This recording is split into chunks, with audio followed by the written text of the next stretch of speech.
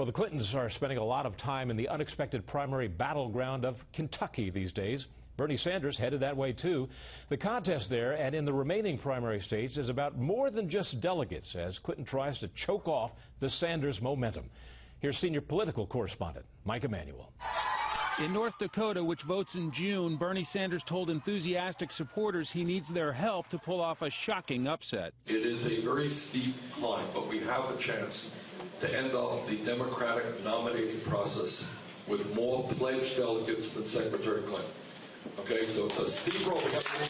Pressure is building on Sanders to step aside. For example, California Democrat Senator Dianne Feinstein told reporters yesterday about Sanders and Clinton, quote, "It's actually harmful because she can't make that pivot the way she should, and Trump has made the pivot and is going at her."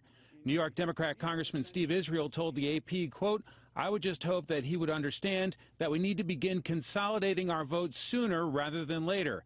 And today in Paterson, New Jersey, former President Bill Clinton slammed both Sanders and Donald Trump while praising his wife. She's the only candidate left in the race, in the primary or the general, that's actually got a record of getting things done with members of the other party.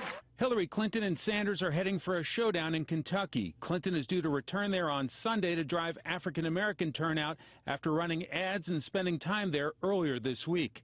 And Sanders is expected to launch a two-day swing through the bluegrass state ahead of Tuesday's primary, and then he's hoping to put pressure on party insiders. We want to make sure that we defeat Mr. Trump, and we defeat him badly.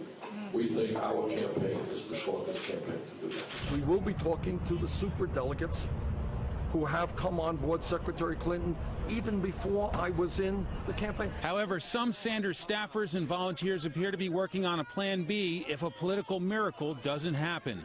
Politico was first to report on a draft document proposing to build an independent organization focused on defeating Trump. Quote, "Call it Revolution 2016 or another name that best speaks to base and message, and its focused task over the next 5 months might be to mobilize voters under 30, with likely positive impacts on Senate and congressional races." No surprise, a spokesman for the Sanders campaign insists the candidate expects to win more delegates and is still campaigning to win the nomination.